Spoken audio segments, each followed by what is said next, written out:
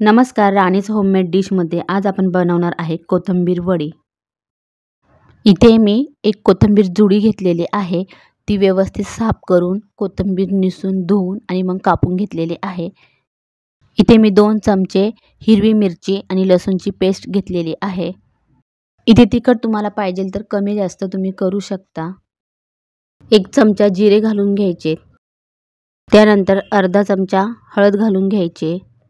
1 चमचा लाल काश्मीरी मिरची पावडर घ्यायची आणि त्याचबरोबर 1 चमचा ओवा घ्यायचा आहे। हातावरती घेऊन तो असा थोडासा चोळून टाकायचा आहे। छान चव लागते ओवा आणि जिरा टाकल्यानंतर। तुम्हाला नसेल आवडत तर ओवा किंवा जिरा यापैकी एक तुम्ही नाही टाकलं तरी चालेल। आता आपल्याला चवीनुसार मीठ घालून घ्यायचं आहे। तर इथे 1.5 चमचा इतकं चवीनुसार मीठ घालून घेतलेलं आहे। 1 वाटी बेसन पीठ घेतलेलं आहे।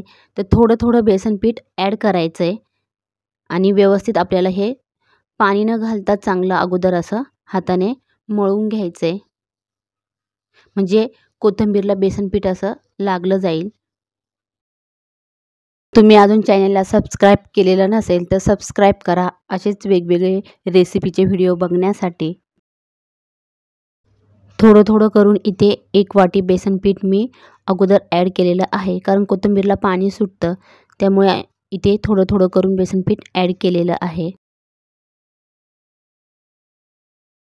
तर इथे 1 मोठी वाटी मी चांगलं बेसन पीठ ॲड केलेलं आहे। तर बेसन पीठ थोडंसं कमी जास्त लागू शकतं। आता आपल्याला यामध्ये पाणी ॲड करायचं आहे।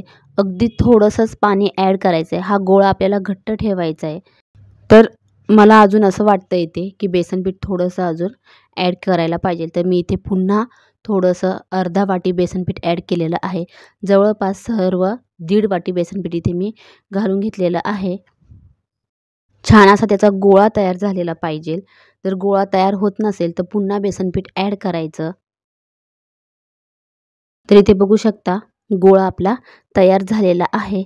तर आता आपल्याला एक चाळण घ्यायची किंवा स्टीमर घ्यायचं आहे आणि त्यामध्ये आपल्याला ह्या कोथिंबीरच्या वड्यांचे रोल करून ठेवायचे।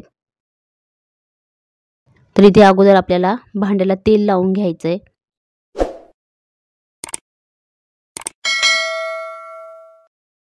आता आपल्याला हाताला थोडंसं तेल लावून आणि याचे कोथिंबीरचे रोल करून घ्यायचे। तर तुम्ही इथे बघू शकता इतपत आपल्याला हे पीठ घट्ट ठेवायचं आहे।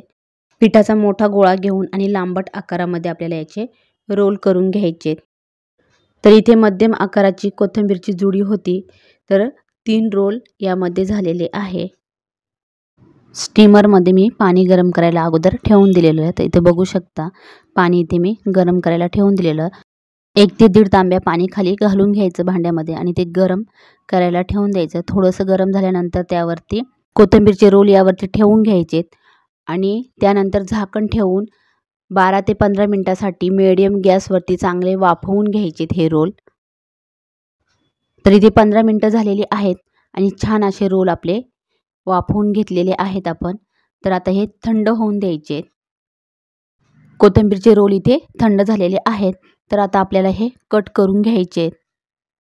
तर आता याचे काप करून घ्यायचे।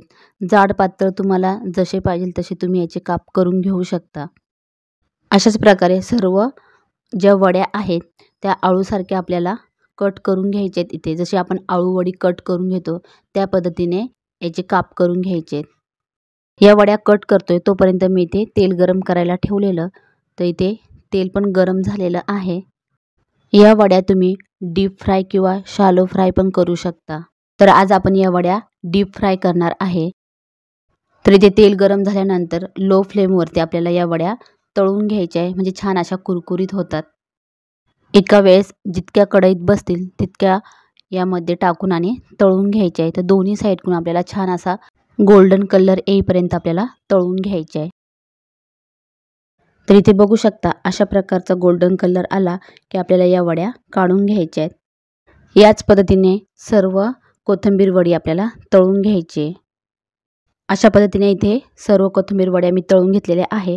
तर तयार आहे आपली कोथिंबीर वडी। व्हिडिओ आवडला तर लाईक करा, शेअर करा असेच नवनवीन व्हिडिओ बघण्यासाठी राणीज होममेड डिश चॅनेलला सबस्क्राईब करा. भेटूया पुढच्या नवीन रेसिपीमध्ये. तोपर्यंत बाय बाय.